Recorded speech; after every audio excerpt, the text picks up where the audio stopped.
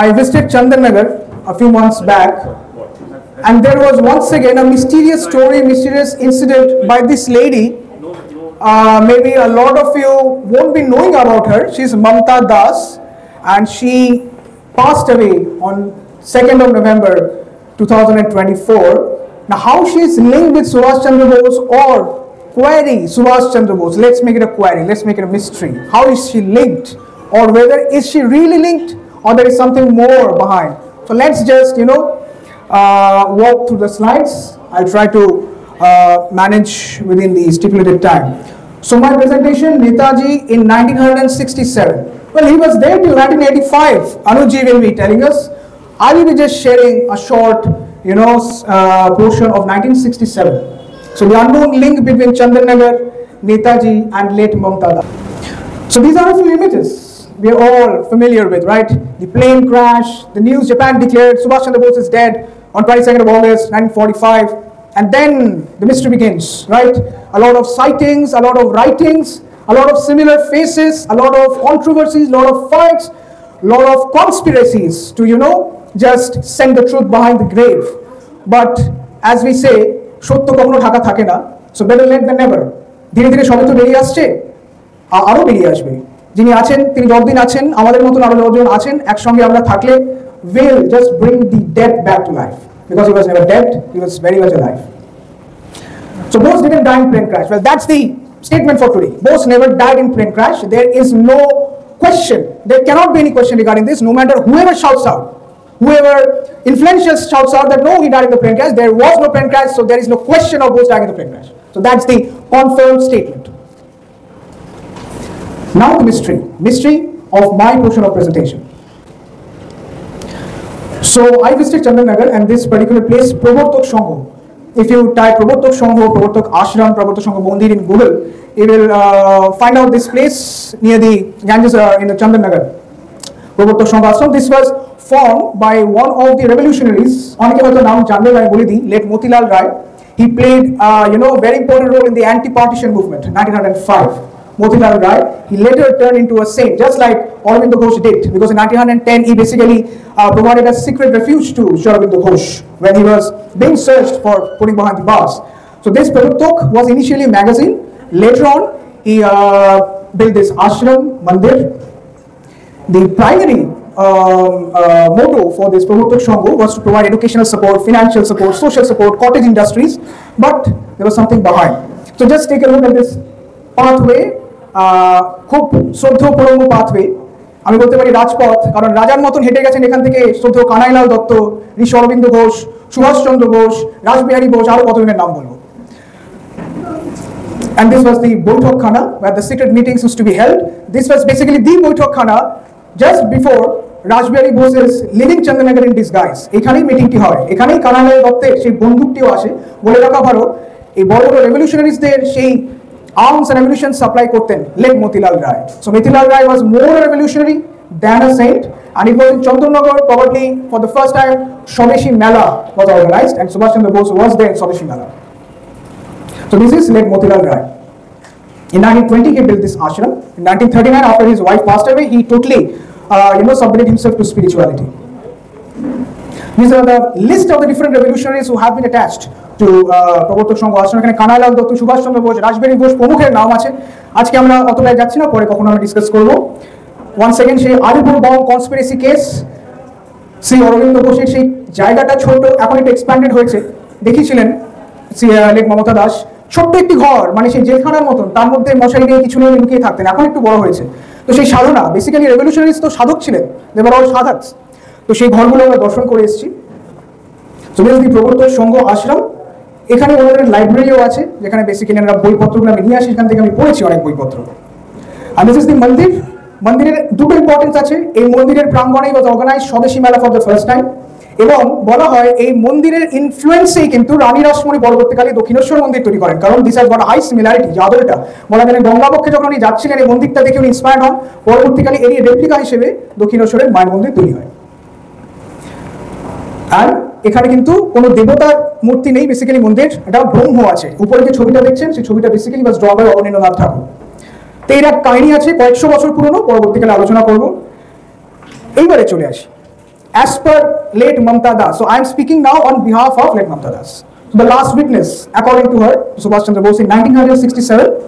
She is no more, she passed away in November. This is Kumari Mamta Das. This is our picture with her. স্বাধীনতার প্রাঙ্গণে দাঁড়িয়ে যিনি জন্মেছিলেন বলতে গেলে তাকে তো দেবী বলাই চলে, ভারত মাতৃকা বলা চলে। সেই ভারত মাতৃকাকে একবার দেখার সৌভাগ্য আমার হয়েছিল, পরবর্তীকালে যাওয়ার প্ল্যান ছিল কিন্তু আজিকর ঘটনার জন্য আমি আটকে গেছিলাম, যেতে পারিনি, সো আই মিসড হার। কিন্তু শেষ পর্যায়ে থেকেও উনি ভিডিও কলে আমার সঙ্গে অনেক কথা বলেছিলেন, অনেক কিছু দিয়ে যেতে চেয়েছিলেন। If I ever get those documents I share with Anuji. Okay, so I am trying my best to gather those documents from the next people who are in the ashram. 1934 সালে জন্ম, and she passed away in 2024. Just a short introduction. So she was the senior most member of Pravartak Sangha, born in Rangpur, Nilphamari district, that is Bangladesh. Came to India at the age of 14 years, 14 বছর বয়সে, joined Pravartak Sangha in the year 1957 and served, as per her statement, she served Netaji dressed as a tantric sannyasi in 1967 at Pravartak Sangha.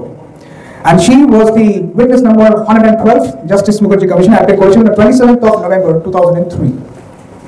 So once again, একজন ভুলে যাওয়ার মতো মানুষ নন, কিন্তু সত্যি অনেক ভুলে যাওয়ার সময় চেষ্টা করছে এরকম কিছু মানুষকে যদি তুলে ধরা যায়। এবারে আসি কয়েকটা কথা।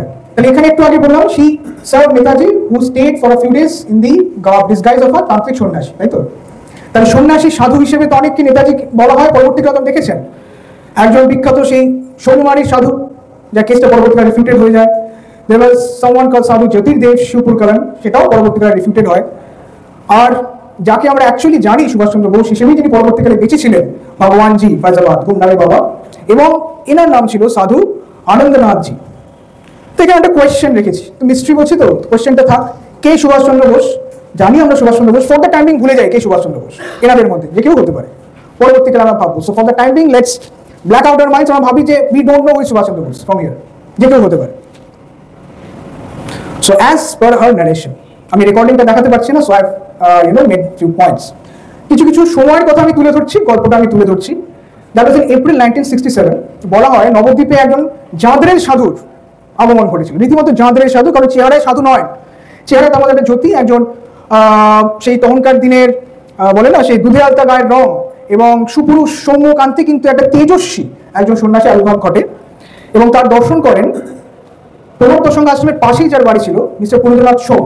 বলা হয় this Purendranath Som was related to this সাধু।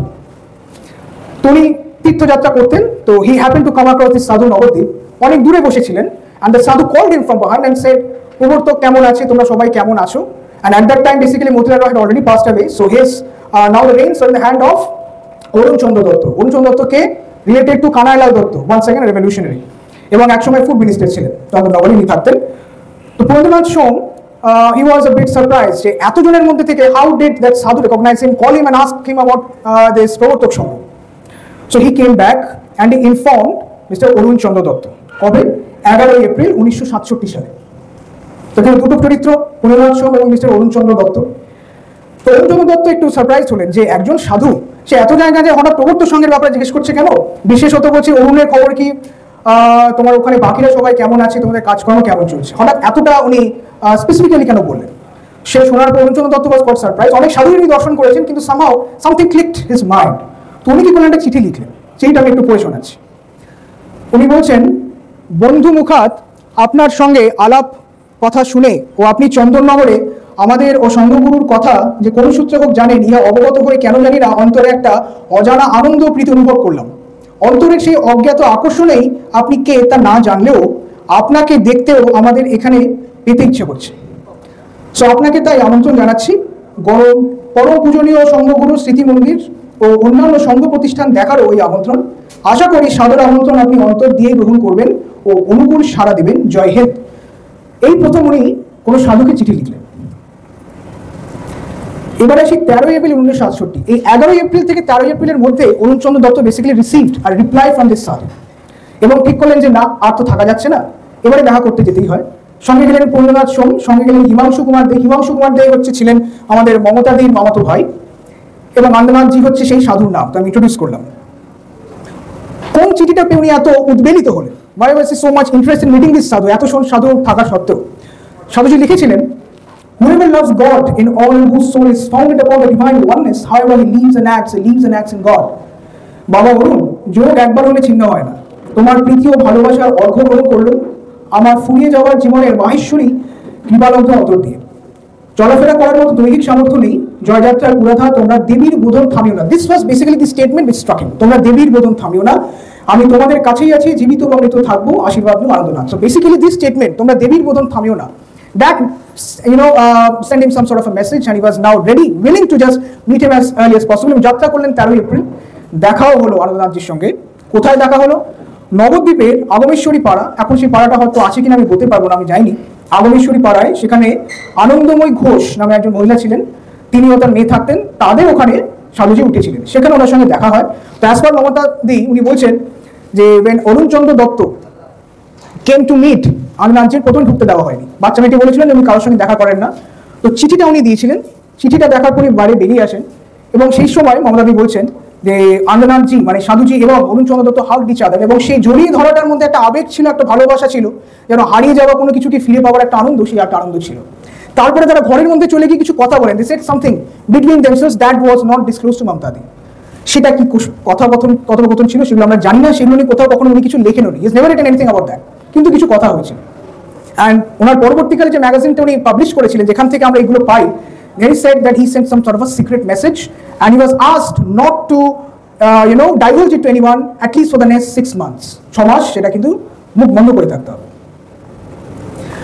Finally, 4th June, 4th of June, Anandanathji arrived at the house of Pondinath Show. তারপরেই 11th of June, doctor Prafulla Kumar সরকার, কে ছিলেন, কিভাবে লিঙ্ক ছিলেন নেতাজি সুভাষচন্দ্র বোসের সঙ্গে, কারণ সুভাষ বোসের ছোটবেলার বন্ধু হেমন্ত সরকার, তারই দাদা ছিলেন doctor Prafulla Kumar Sarkar. So he met Anandnathji at his secret residence. আমি স্লাইডের শেষের দিকে বলবো, কিছু স্যালিয়েন্ট পয়েন্টস বলছি। তারপরে আরেকজন দেখা করতে আসেন সেই মাসেই, INA adjutant Dhruvadas Dutta, he also came to meet. উনি স্পেসিফিক কিছু মানুষের সঙ্গে ছাড়া দেখা করতেন না। অদ্ভুতভাবে দিলীপ কুমার রয়, তার ছোটবেলার বন্ধু সুরসাধক Dilip Kumar Roy, he also came to meet him, but he refused to meet him.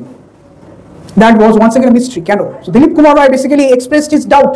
Why is he not willing to meet me? Chotobelar bondhu. Is he afraid that his real identity will be exposed? That was the question. That was the basically the letter Dilip Roy wrote to Arunachandra Dotto, and it was unanswered by Arunachandra Dotto. That's also a big question. Now between this 11 June, 16 June, Mamta Das was literally, she was employed, মানে ওনাকে দায়িত্ব দেওয়া হলো, entrusted with the responsibility of serving Netaji. তিনি around 10 থেকে 15 দিন সেই সাধুজির সেবা করেছিলেন, এবং সেই সময় অনেক কথোপকথন ওনাদের মধ্যে হয়। এখানে কয়েকটা কথা বলে রাখি, that Mamta Das never got to saw Subhash Chandra Bose when she was that much young adolescent, সেরকম কিছু দেখেননি, খুবই ছোট ছিলেন যখন দেখেছিলেন। But the time when Anandanathji was entering the ashram, there were some other sevikas as well, তার তখন বয়স হয়ে গেছে, none of them are alive today, কেউ বেঁচে নেই। They basically said, আর ইয়ে তো সুভাষ চন্দ্র বোস। মমতা দি আজ তোমরা কি করে বুঝলে? বলে আমরা তো সুভাষকে দেখেছি, আমরা 1920-তে দেখেছি, আমরা 1930-এ দেখেছি। বেসিক্যালি এখানে বলবো, after Subhash Chandra Bose became the president of the International Congress for the first time, 1938, he visited Motilal Rai, he visited the ashram 1932, স্বদেশী মেলার সময় গেছিলেন। সেই সেভিকাস were young at that time, so they said আমরা চিনি, বলে আমরা ভুল হতেই পারে না, এই সাধু নয় Subhash.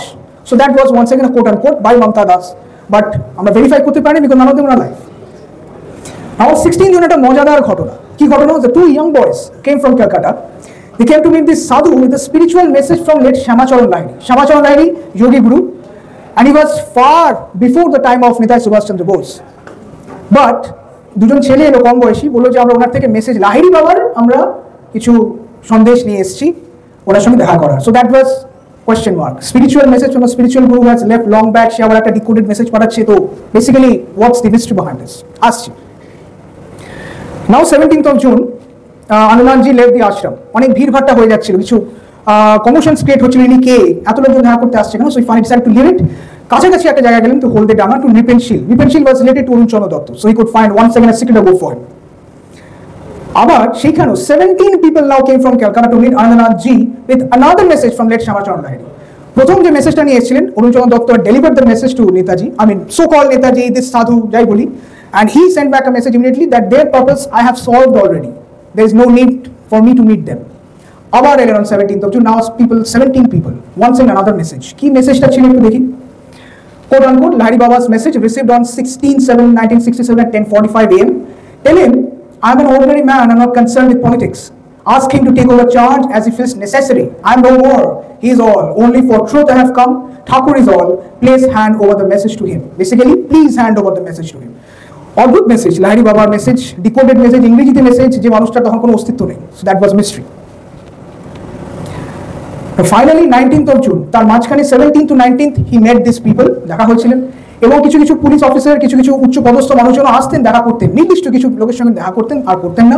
Finally he decided to leave the farm house. যাওয়ার আগে he actually said to Arun Chandra যে আমি চন্দননগরে থাকতে এসেছিলাম, সেই জীবনটা হয়তো আমার এখানে থাকা হলো না। So finally left. কোথায় গেলেন কেউ জানে না। Now several months later, it was probably, if I am not mistaken, maybe around 4 to 5 months later, Anandji sent a letter seeking treatment for carbuncle. বলেন আমার একটা কার্বঙ্কল হয়েছে, কলকাতা থেকে উনি তার দিলেন, সেটার একটা অপারেশন করতে হবে। And surgery was conducted without revealing his identity by a surgeon in Calcutta Medical College and Hospital, my alma mater. তো সেখানে কিছু কিছু স্মৃতি ফেসে আসছে। আমি যখন ছাত্র ছিলাম, সেই কলকাতা মেডিকেল কলেজের একজন জনৈক সার্জন উনি অপারেশনটা করেছিলেন। বলা হয় যে ডক্টর মিত্র নামে একজন জনৈক ডাক্তার করেছিলেন গড়িয়াতে যার চেম্বার, কিন্তু ওনার ছেলের সঙ্গে কথা বলে জানা গেছে যে উনি করেননি। It was done by another surgeon. Probably that was the last time Mamta Das met him.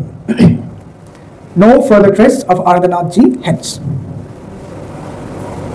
This was basically the magazine that was published after 6 months. সেই 6 মাস উনি মুখ বন্ধ রেখেছিলেন অরুণ Chandra Dutta.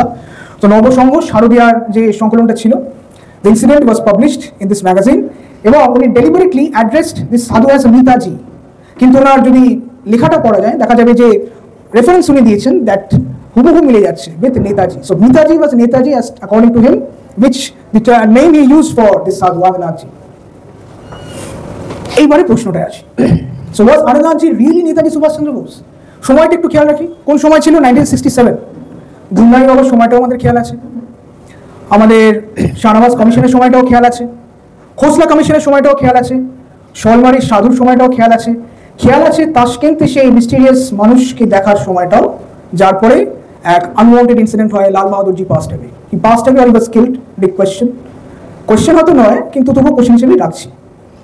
So this things are revolving around a common interval of time. একটা কিছু নির্দিষ্ট সময়ের মধ্যে কিন্তু জিনিসটা ঘুরছে কথাগুলো।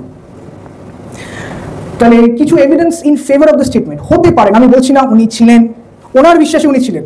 শেষ যখন আমি ওনার ইন্টারভিউ নিচ্ছি, ওনার চোখ দিয়ে জল পড়ছে। একজন মানুষ চোখ দিয়ে এমনি জল ফেলতে পারে না, ওনার মতো ওই সময়ের মানুষ। আজকের যুগের মানুষ হলে তো কুমিরাস্ত্র ফেলবেন, পুরো দিনের মানুষ হলে তো কুমিরাস্ত্র প্রশ্নই ওঠে না। আবেগযুক্ত, ভালোবাসাযুক্ত, চোখ দিয়ে জল ফেলছেন, গলা ধরে আসছে, বলছে যে মানুষটার জন্য দেশ কিছু করলো না, দেশ বলে দিল উনি নাকি যুদ্ধাপরাধী।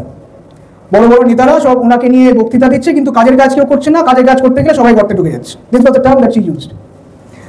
তো কি এভিডেন্স ওনার মতে বা বই পড়ে কি পাওয়া যায়? বলছে what were the evidences that could be placed in favor of her belief that this sadhu was Subhash Chandra Bose? Seen by অরুণ চন্দ্র দত্ত, দেখেছেন। So there was a strong witness, কোন witness who was a very close associate with Subhash Chandra Bose, ওনার থেকে সম্ভবত মাস 8 বড় ছিলেন অরুণ Chandra Dutta. So he ideally ওনার তো ভুল হওয়ার কথা নয়, তো ধরে নিচ্ছি he saw him. Seen by other sevikas of প্রবর্তক সংঘ, which I just said, কিন্তু তাদের জবানবন্দি করা যায়নি, they were no more, কেউ নেই, একমাত্র উনি বেঁচে ছিলেন। Some similarities were found within the power crisis between Subhash and Anandji. কে বলেছিলেন? প্রফুল্ল কুমার সরকার। এখানে একটা ইনসিডেন্ট বলে রাখি, ছোটবেলায় হেমন্ত সরকারের সঙ্গে মজা ঠাট্টা করার সময় একদিন হেমন্ত সরকার হাতে দেখেছিলেন, আরে তোর একটু হস্তরেখাটা দেখি তো। তখন আবার সুভাষ বসু হস্তরেখা, হেমন্ত সরকার হস্তরেখা নিয়ে বলেন যে বাবা তোর তো লাইফ লাইনটা বিশাল লম্বা। প্রফুল্ল কুমার সরকার সেটা দেখেছিলেন, উনি বলেছিলেন কিছু ভাঙা ভাঙা জায়গা আছে, তাছাড়া মিলে যাচ্ছে। আমি আপাতত মিলটাই বলছি। Some similarities found with the tonal quality of Anandji and Subhash Chandra Bose by Prafullo Kumar Sarkar's son. এইটা একটা অদ্ভুত ঘটনা। বলা হয় when Subhash was in house arrest, there was a friend of his, he was a teacher in some college. Exact reference নাম কিন্তু এখনো জানা নেই, আমি খুঁজছি। So he brought a chalta fruit. চালতা যে ফল হয়, কোত্থেকে এনেছিলেন? From জগৎবন্ধু ব্রহ্মচারী, তার আশ্রম থেকে bought a chalta fruit. He was not allowed to enter the house because উনি তো নজরবন্দিতে ছিলেন হাউস অ্যারেস্টে 1941 এর সময়। তো he said that I need to meet Subhash's mother because she is ill. এই নাম করে উনি যান and he handed over the chalta fruit. কি স্পেশালিটি ছিল সেই চালতা ফ্রুটের? অদ্ভুত একটা স্পেশালিটি। উনি বলেছিলেন এটা তোমার সঙ্গে সবসময় রাখবে, পৃথিবীর কেউ তোমায় দেখতে পারবে না, তুমি সবাইকে দেখতে পারবে, তোমাকে কেউ দেখতে পারবে না। The mysterious sort of a mysterious fruit. And there was a Buddha statue which was given to Netaji by his Aine adjutant Dhruvadas Doctor. That was also found in the bag belongings of Anandji. এগুলো কিছু কিছু evidence. এখন দেখতে গেলে কিছু সার্কামস্টান্সিয়াল evidence আছে, কিছু হয়তো so called prima facie primary evidence আছে। এবারে দেখি those which are going against the belief that he was Subhash Chandra Bose কি হতে পারে। Dr. Prafullo Sarkar didn't find any similarities between the handwriting of Anandji and Subhash Chandra Bose similar, কিন্তু উনি লিখেছেন that was deliberately changed by the sadhu, হতে পারে নাও হতে পারে। Jyodas Datta commented that he pronunciation of English was far less dignified than Subhash Chandra Bose's, তো সেখানে একটা আবার evidence against। Dilip Kumar Rai, যার কথা আমি বলছিলাম, childhood friend of Subhash, expressed his doubts on the identity of the sannyasi in his letter to Arun Chandra Datta dated 29th of August 1967 and 30th of September 1967 because he wrote twice he didn't get any response from Arun Chandra Datta. He said that why Subhash is not meeting me, I am his childhood friend, wouldn't we be the happiest to see him alive? তাহলে এত লুকিয়ে আছে কেন, কিসের অভিমান, অভিমান নাকি কোনো একটা আইডেন্টিটিকে লুকিয়ে রাখতে চাইছে। উনি বলেছিলেন এই সুভাষ হতেই পারে না। উনি আবারও লেখেন আপনি বলুন আমরা উদ্বেলিত, আপনার উত্তরের জন্য আমরা প্রতীক্ষায় আছি, but he never wrote back. No comments could be traced on behalf of Suresh Chandra Bose and Sri Hari Vishnu Kamath, once again a very close associate of Subhash Chandra Bose, after their visit to Pravartak Sangh. They visited, but কিন্তু তাদের কোনো statement আমরা এখনো কোথাও পাইনি। Anandji talked about his spiritual guru Bama Khapa, very significant, and associate Tara Khapa, they were far before his time. Subhash Chandra Bose অনেক আগেই তারা চলে গেছে। বামা খাপা দেহ রাখেন 1911, সুভাষ চন্দ্র বোস 1911 সালে কত বছর বয়স, 14 বছর বয়স, তাহলে স্পিরিচুয়াল গুরু কি করে হলেন? So once again there is a break in this timeline, and the message from late Shamacharan Reddy points towards some sort of a conspiracy. কিছু প্রবল আনসারসে আসতে পারি, কিছু কিছু ধরে নিলাম everything is true, Anandji was Subhas Chandra Bose. আর একটা Anandji was an imposter who required a secret hideout and used the mystery of Netaji's disappearance for the purpose. হতেই পারে উনি কোনো ডিসগাইজে ছিলেন, লুকিয়ে ছিলেন, সেই সময় সেই রহস্যটাই তো একটা মূল রহস্য, সেটাকে ইউটিলাইজ করেছেন। Anandji was a revolutionary who submitted to spirituality like Aurobindo Ghosh. Is that possible? Or Anandji could be one of the body doubles of Subhash Chandra Bose. Body doubles ছিল, অনেক বইতে আমরা পেয়েছি। সুভাষ চন্দ্র বোসের যে ডাক্তার ছিলেন আইনিতে, সেই সময় MBBS, MD, MRCP, FRCP, doctor রাজকামিল তসলিওয়াল, উনি ওনার বইতে লিখেছেন যে বই impact of Netaji in iron on India's independence, he served নেতাজিস বডি ডাবল। চারণিকের ওই মহামানব ভাষাতে অনেক জায়গায় লেখা আছে Subhash Chandra Bose had created half a dozen of his identical means not just anatomically, identical even in terms of his ideals that could take his place like oil bends in water in his absence. এরকম অনেক জায়গায় অনেক আমরা প্রশ্ন পাই। এতজন সাধু সন্ন্যাসী একই সময় নানা রকম জায়গায় সিমিলারিটি, তাশকেন্ট কাণ্ডের সময় যে তাকে দেখা গেছিল তার ম্যাপিং করে তো দেখা গেছে there is an almost 90% similarity that is possible in 1 in a million cases. তার সেই স্কুইন্ট, তার সেই কানের সেই ভাঁজ, তার সেই ইনইকুয়ালিটি ইন দ্য কর্নিয়া, এগুলো একটা মানে বিশ্বাস করা যায় না। So was it building some sort of double army like Hitler, Mussolini বা স্ট্যালিনের মতন বড় বড় নেতা তো ছিলেনই সেই সময়। তাহলে Netaji really have body doubles? এটা দিয়ে আমার প্রেজেন্টেশন শেষ করছি।